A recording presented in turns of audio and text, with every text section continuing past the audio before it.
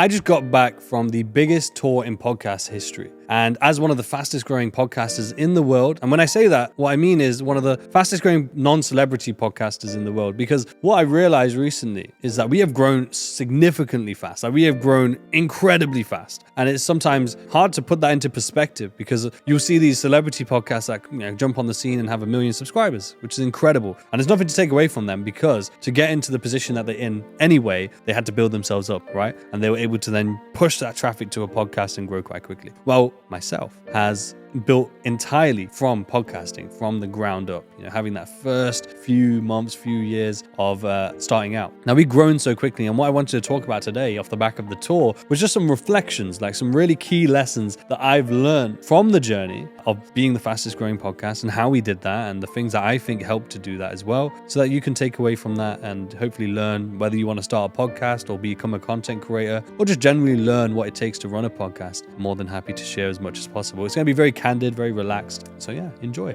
But to start with, the way we started the podcast is I had assumption that I had to buy all this equipment. So in 2016, I wanted to start a podcast when I came across Joe Rogan's, as you can imagine, probably the story of many podcasters. And I just assumed you needed all this equipment, all the studio that we can now have access to now quite easily because we built ourselves to that level. And that's the thing. It's just understanding that it doesn't matter where you begin. It's just about beginning. It's just about making sure you start. And when I started, I didn't actually have a niche in mind, to be fair to you. Obviously, I knew I was trading at the time.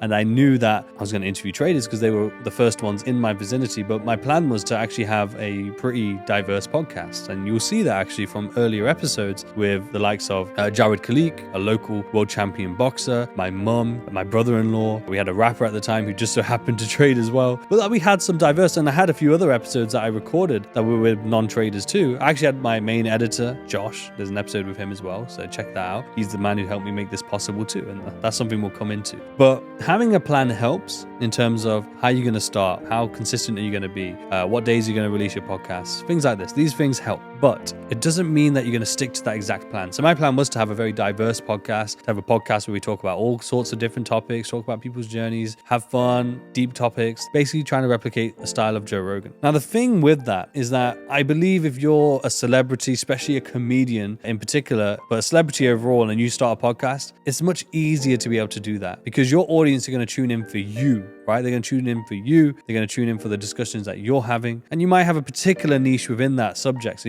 there might be a particular subject that you hit on consistently that people are tuning in with. But overall, you can have a wide, diverse guest range and a wide, diverse conversation range. And it's not a problem. Well, one thing I learned very quickly is I very quickly created this niche within trading. And I was finding that when I did have an episode, let's say with my mom or with the Jared Khalik, the boxer, for example, I just got a lot less views because my audience were interested in trading and investing. Now, at that time, if I started to push more non-traders, I'm sure it would have diversed the audience a bit. But I just leaned into the fact that I wanted to be, or just become the trading podcast, the number one trading podcast in the world. At the time, I didn't have that plan, but I just said, okay, I'm going to lean into the trading side and maybe it will make changes later. But at this point, I think it'll be very difficult to do. But especially if you're starting out fresh, what I can recommend from my experience is that find your niche. Just find a niche. Like if you have the assumption that you're going to have a podcast that is going to be very diverse and replicate the likes of, say, Joe Rogan or Flagrant or any of these larger podcasts, it's going to be very difficult, to be honest with you. It's going to be very difficult with you because you're not going to be able to target a specific audience. Unless, obviously, you're someone who's listening and you are a celebrity or a big social media personality. So therefore, you can just drive that viewership and that audience to your podcast, right? But the likelihood, I imagine, is quite slim. So the thing with that doesn't mean that you need to be, let's say, trading niche like me and just have a very specific, very serious podcast. I gave this example on a short form piece of content that I made, which was like Shits and Gigs, for example. Phenomenal podcast from the UK here. Their podcast is extremely popular. I believe it's on maybe 2 to 3 million subscribers, maybe more at this point. They've done very, very well. Now, what is their niche? They're two friends, I believe, who've known each other a very long time. Very easily could have started a podcast probably and just had a very diverse range. And that might have been how they started, to be fair. But then they found their niche. And their niche was and is reacting to people's story, reacting to particular topics. And that's their niche. And that's what people people then tune in for. That's what they want. Now, let's say, for example, they go from that and then try and have a really serious podcast episode with a particular doctor who's an expert in sleep, let's say. They're not going to get the views. Regardless of whether they have 3 million subscribers, their average episode might, let's say, for example, get 500,000 views. If they go and do that, they'll probably get 50, 30. But that's just the reality of it, because the audience has subscribed for a particular type of content. And it's the same with myself. So I learned this, so I leaned into it. And I think if you're going to be starting a podcast, or even content as a whole, because it's the same principle with content as a whole, is you have your niche. You have the style of content and the message of content and the quality of content, and the content itself is targeted around a particular niche, a particular subject, a particular audience that are going to regularly tune in and engage with your content. So that's so important. That is something that has definitely been a huge part of the growth that we've seen, is because we stay dedicated to our niche. All traders, all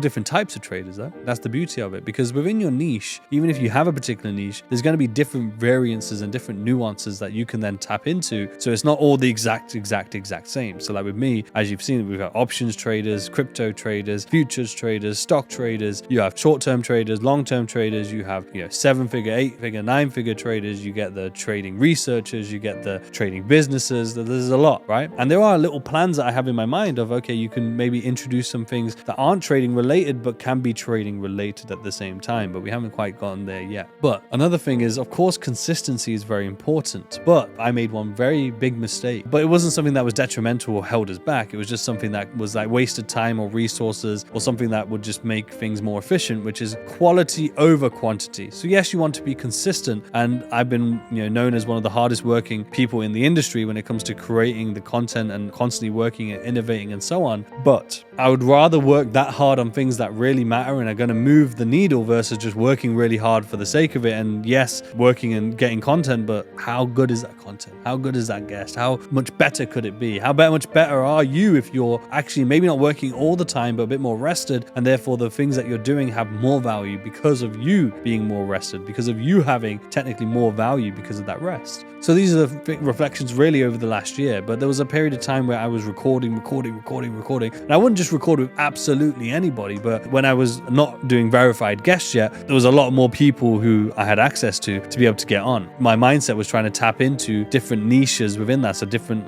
country sectors. It got to a point where I was like, okay, how can I get the biggest Indian influencers? How can I get the biggest this influence, and so on? But again, thinking about quality over quantity. So yes, be consistent. So whether it's a bi-weekly podcast episode or piece of content that goes out, or weekly, or whatever it may be, just make sure the quality is there. So at one point I had like a year's worth of podcasts in the bank, which sounds great, but there's 2 major negatives to it. One being that at that point you have just recorded probably for the sake of having as much content as possible. But then 2, a lot of the content that you probably recorded is outdated, because you're talking about a trade or a price movement that happened a week or a month ago, or something that might have happened in the industry, like MetaTrader leading prop firms, or MetaTrader coming off App Store, for example. But then someone's bringing that up in a podcast that gets released 9 months later. It's irrelevant. So there's some 2 negatives to that. I think a good balance, as a piece of advice, is to have about a month to a month and a half, really, ideally, as a sort of bankroll, as a buffer, so that you're not stressed out about filming content all the time. That's a good place to be. It could be more. Like right now, I do have quite a large one because I did that huge tour. But I think a month and a half to 2 months is a very good area to be in. But those are 2 major lessons. The reason being is that then now we're focused on quality. So the bank that I have is filled with quality, literally. Like out of the 23 podcasts or 24 podcasts that we recorded on the tour, only 1 or 2 I would say might not get released because of the quality of it might not be the guest. It might have been the guest. It might have been even myself. It might have been the production. I haven't checked yet, but what ends up happening is, unfortunately, some files get corrupted. Like that is the inevitability of when you're recording hundreds of podcasts over obviously a short period of time, like a couple of years now. That has been the inevitable result of which, you make mistakes. You have to make sacrifices. So of those, 60 podcasts that I mentioned earlier, we deleted like 30 to 40 podcasts simply because of quality control, starting to really get focused on making sure that we're posting quality content versus quantity. And that was a risk, but these are the risks that you have to be willing to take. So it's the same risk with styles of content, styles of ideas, taking the risk to go completely verified. Some may call it a risk. I personally don't think it's a risk in one sense, but I don't think it is in another, because I think it really pushed our podcast in a better direction, in a direction that held more accountability, not only to me, but to our guests. But then also I believe that the audience really resonated with the fact that we went that route, because now they had more trust in the guests that we were bringing, and were able to take more value and be able to trust that value that was being shared. And that's a very powerful powerful thing, very, very powerful thing. And I'm very happy for that. But it's about the lesson for you, regardless of whether you have a podcast or just content as a whole, as I say,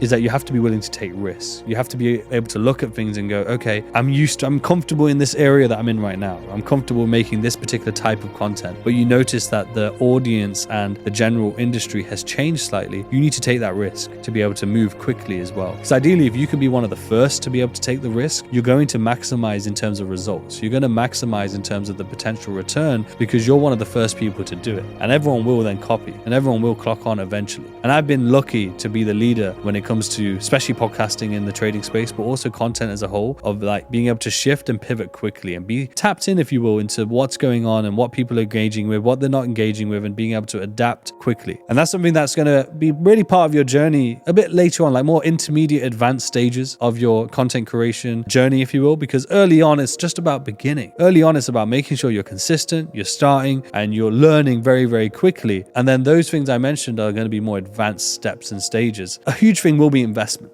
That doesn't mean you need investors. And we talked about just beginning, and you could begin without having to have a studio and a set and equipment of your own. Definitely in terms of podcasting and as a content creator, you can rent studios, even if it's just for making talking head videos or info type videos, fashion type videos. You can rent studios for these things, but you will need to invest in yourself. At some point, you are going to need to be able to reinvest into the channel. So like for me, I've been reinvesting into the channel pretty much 90% of the income that we make. It's a huge risk and it maybe isn't absolutely necessary. I definitely think I could scale that back to maybe 60, 70% and maybe get very similar results. That is something I'm looking at. But regardless, you're going to have to invest into it so that it can grow. It's a business at the end of the day. It's going to require investment. It's going to require things to grow, whether it's team members, whether it's equipment, whether it's a particular tour or travel, whatever the channel needs. Every channel will be different. But I'm about to start a podcast, I believe, with the people who I'm actually a guest on. So we'll wrap up there for today. As I said, very candid, very casual conversation, but hopefully you learned a good few things and some insights into what it's taken to get here. There's a lot more I can go into, but I think they're going to walk in any moment. So I thought, let's give them the respect they deserve, which is a huge thing. Make sure you respect everyone that you come into contact with on your journey. Make sure that you are willing to learn from other people. Be wary of backstabbers and fake people. They're everywhere. Doesn't matter the industry. Doesn't matter if you're a content creator or a trader or whatever. There's always fake and backstabbers and people who want to use you. Be very wary of them. Keep your eyes open. You'll probably learn the hard way, like I have many times. So keep yourself guarded as well. But yeah, hit like, hit subscribe. We've got so much content to help you become a content creator and help you become an incredible entrepreneur. Take care.